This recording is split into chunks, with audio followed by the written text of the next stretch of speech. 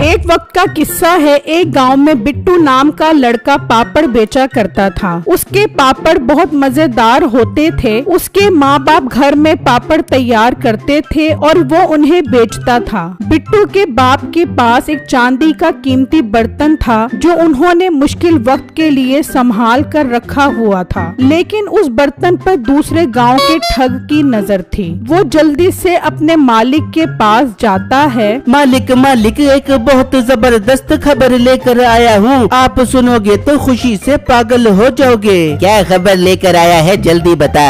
मालिक आज मौका बहुत अच्छा है। मैंने आपको उस चांदी के बर्तन के बारे में बताया था ना? हाँ, जो पिछले गांव के उस घर में पड़ा है। जी मालिक, उसी बर्तन की बात कर रहा हूँ। वो बुढ़ा बुढ़ी घर पर अकेले हैं। आज वो बर्तन लेकर आते हैं। हाँ, बात तो तू ठीक कर रहा है। मैं अंदर जाकर बेगम को बताता हूँ, फिर चलकर वो बर्तन लेकर आते हैं। मीठा अंदर आता है। बेगम, मैं दूसरे गांव से चांदी का बर्तन लेने जा रहा हूँ। तू बकरी का अच्छे से ख्याल रखी। हाँ मीठे, लिया चांदी के बर्तन में खाना बहुत मजेदार बड़े बेबेगा। मैं चांदी के बर्तन में तुझे खाना बड़ा बड़ा के खिलाऊंगी। ओ कम अकल औरत, कभी अकल का इस्तेमाल भी कर लिया कर। चांदी का बर्तन बहुत महंगा होता है, ये खाना बनाने के काम नहीं आता। तो मीठे फिर ये किस काम आता है? अब मैं तेरे से क्या बहस करूं? मेरी तो किस्मत खराब है जो तेरे से मेरी शादी हुई। तुझे बस जितना कहा है उतना कर, ज्यादा मेरा दिमाग खराब न कर। क्या कह रहे तू मुझे मेरे मीठे?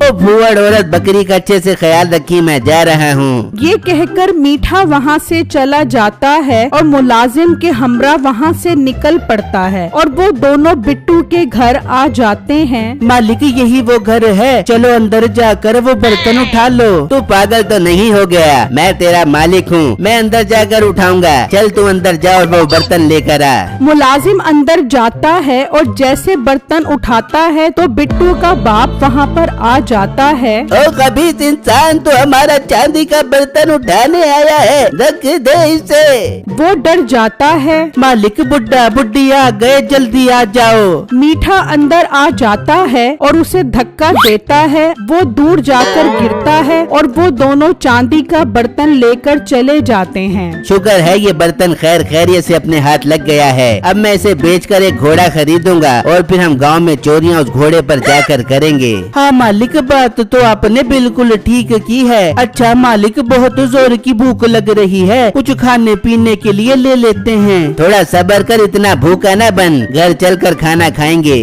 वो दोनों जा रहे होते हैं कि रास्ते में बिट्टू की नजर उन पर पड़ जाती है। वो उनके हाथ में चांदी का बर्तन देखकर परेशान हो जाता है। यार ये तो बिल्कुल हमारे जैसा चांदी का बर्तन है, मगर ये बर्तन इनके पास क्या कर रहा है? मुझे इनका पीछा करना चाहिए। बिट्टू उनके पीछे पीछे जाता है, यहाँ तक कि वो उनके घर पहुँच जाता है। यार मैं भी कितना बेवकूफ हूँ जो अपना काम छोड़कर इनके पीछे आ गया हूँ। दुनिया में एक चांदी का बर्तन थोड़ी ना है, चांदी के बर्तन तो बड़े पड़े हैं। अब मुझे अपनी बेवकूफी पर गुस्सा आ रहा है। ये कहकर बिट्टू वहाँ से चला जाता है और वापस अपने पापड़ बेचना शुरू कर देता है। फिर जब शाम होती है तो वो अपने घर आता है तो उसके माँ बाप घर के बाहर ही खड़े होते हैं। क्या अम्मी अब्बू जान, आप दोनों घर के बाहर क्यों खड़े हैं? और अब्बू जान, आपकी ये हालत कैसे हो गई? बेटा गजब हो गया,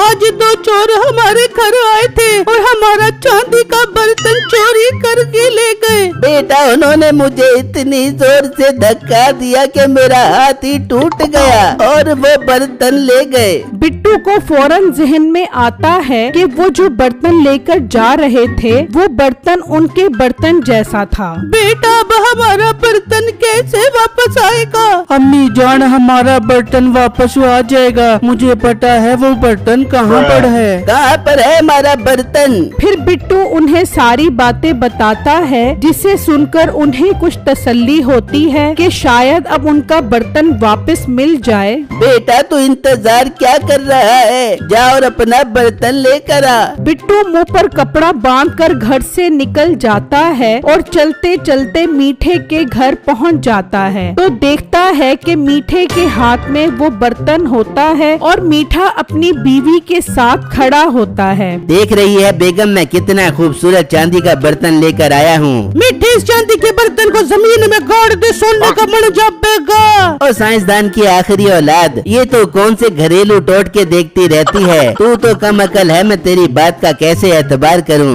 मीठे मैं सच कह रही हूँ, मेरी दोस्त के पास भी चांदी का बर्तन था, उसने जमीन में गाड़ा तो सोने का बन गया। कसम से वो तो बहुत अमीर हो गए, अब तो उनके पास घर गाड़ी नौकर चाकर सब कुछ है। देख नसीबो, मैं तेरी बात का एतबार करके ये बर्तन जमीन में गाड़ रहा हूँ। अगर ये सोने का ना बना तो तुझे मार मार के बोना बना दूंगा। चल कम्मू खुदाई कर। फिर वो अपने घर के पास जमीन में खुदाई करके वो बर्तन उसमें दबा देते हैं। फिर बिट्टू उनकी ये बेवकूफी हैरत से देख रहा होता है। यार मौका बहुत अच्छा है अपना बर्तन लेने का, लेकिन इन्हें भी सबक सिखाना पड़ेगा। बिट्टू वहाँ से चला जाता है और बाजार से लोहे का बर्तन खरीद कर आता है। बेगम, मैं बाजार से घोड़ा खरीदने जा रहा हूँ। अब हम गांव में चोरियां उस घोड़े पर करेंगे। ठीक है मीठे, जा और अच्छी नस्ल का घोड़ा खरीद के आ। आज मैं तेरे लिए सरसों का साग बढ़ाऊंगी। फिर मीठा चला जाता है और नसीबो साग बनाने लग जाती है। बिट्टू के पास मौका बहुत अच्छा होता है। वो जमीन से अपना बर्तन निकालकर उसमें दूसरा बर्तन डाल देता है और मीठे की एक बकरी खोलकर ले जाता है और अपने घर की तरफ निकल जाता है। सफर बहुत लंबा था, इसलिए बिट्टू थक जाता है। यार क्यों ना मैं थोड़ी देर आराम कर लूं, बहुत थक गया हूँ। मैं इस बकरी को इस गाड़ के अंदर बांध देता हूँ। वो उस बकरी और बर्तन को गार के अंदर छोड़कर आ जाता है और एक दरख्त के नीचे आराम करने के लिए बैठ जाता है। वहाँ मीठा घोड़ा खरीद कर घर पहुँचता है तो देखता है कि उसकी बकरी गायब होती है। वो गुस्से में नसीबो को आवाज देता है, और नसीबो बाहर आ, अपनी बकरी चोरी हो गई है। नसीबो बाहर आती है। हाय मीठे, बड़ी बकरी कौन चोरी करके ले गया? कम्मू, वो चोर अभी ज्यादा दूर नहीं गया होगा, चल उसका पीछा करते हैं। वो दोनों निकल जाते हैं और जब गार के पास आते हैं तो बिट्टू की नजर उस पर पड़ती है। वो अपने सर से टोपी उतार लेता है। जब वो दोनों उसके पास पहुंचते हैं। ओ लड़के, तूने किसी बकरी को देखा है? बकरी? हाँ भाई, मैंने देखा था। एक आदमी बकरी लेकर जा रहा था, वो रवाट गांव में रहता है। लड़के, हमें ले चलो, वो आदमी हमारी बकरी चोरी करके ले गया है। भाई साहब, वो आदमी बहुत खतरनाक है और उनका गांव भी बहुत दूर है। तो तुम ये घोड़ा ले जाओ, मेरा मुलाजिम तुम्हारे साथ चला जाता है। तो फिर इस टोपी पर कौन हाथ रखेगा? इसमें बहुत कीमती बाज है, पूरे 1 लाख रुपए का। एतबार है तो अपना घोड़ा दे दो, मैं तुम्हारी बकरी लेकर आता हूँ। हाँ ठीक है, इसका 1 लाख रुपए वाला बाज भी तो हमारे पास है ना। कम्मू, तू इस टोपी पर हाथ रख ताकि ये बाज बाहर न निकल सके। लड़के, तुम ये घोड़ा ले जाओ और हमारी बकरी वापस लेकर आओ। बिट्टू उस घोड़े को ले जाता है और गार के अंदर चला जाता है। कम्मू टोपी पर हाथ रख कर बैठ जाता है। बिट्टू गार की दूसरी तरफ से वो बकरी और अपना बर्तन ले जाता है और अपने घर पहुंच जाता है। उसके माँ बाप अपना बर्तन देखकर खुश हो जाते हैं। बिट्टू उनको सारी बातें बताता है। अरे बेटा, तू तो बहुत अक्लमंद है, उनको अच्छा सबक सिखाया है तूने। हाँ पूजान, हमारा बर्तन चोरी करके ले गए थे। मैं बर्तन के साथ साथ उनकी बकरी और घोड़ा भी ले आया हूँ। वहाँ इतना टाइम गुजरने के बाद जब बिट्टू नहीं आता तो मीठा समझ जाता है कि वो हमें चूना लगा गया। कम्मू, मुझे लगता है वो वापस नहीं आएगा। चल उसका 1 लाख रुपए वाला बाज निकाल कर ले जाते हैं। वो जैसे टोपी उठाता है तो अंदर कुछ भी नहीं होता।